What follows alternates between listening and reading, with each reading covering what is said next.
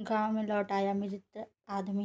बिहार के एक छोटे और शांत गांव में, जहां लोग आज भी रात होते ही दरवाजे बंद कर लेते थे, जहां पुरानी कहानियां और डर पीढ़ियों तक जिंदा रहते थे, उसी गांव में 10 साल पहले एक आदमी की मौत हुई थी।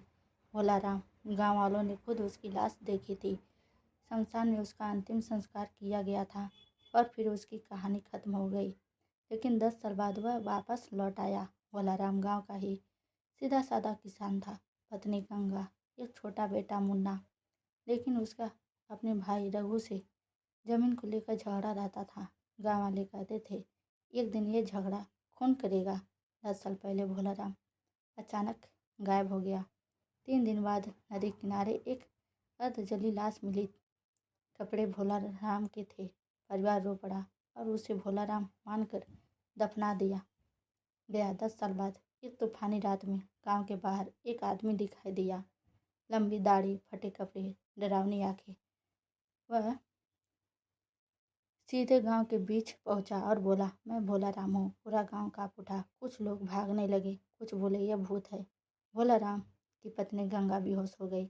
अगर भोलाराम जिंदा था तो 10 साल पहले दफनाया किसे गया था? पुलिस बुला ली गई। इंस्पेक्टर देव चौबे ने पूछताछ शुरू की। भोलाराम ने बताया, उस रात मुझे मारने की कोशिश हुई थी। किसी ने मेरे सिर पर वार किया।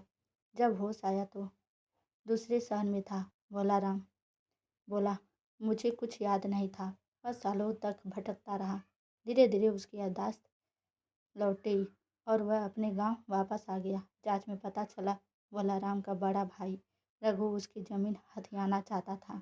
उस रात रघु ने अपने आदमियों से भोलाराम पर हमला करवाया। उसे मरा समझकर नदी में फेंक दिया गया, लेकिन वह बच गया। नदी किनारे जो अधजली लाश मिली थी वह एक अज्ञात मजदूर की थी, लेकिन जल्दबाजी में उसे भोलाराम समझ लिया गया। रघु गिरफ्तार हो गया।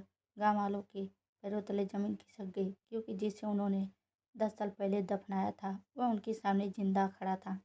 भोलाराम का बेटा मुन्ना, जो अब बड़ा हो चुका था, अपने पिता को देखकर रो पड़ा। मुझे लगा आप मर गए।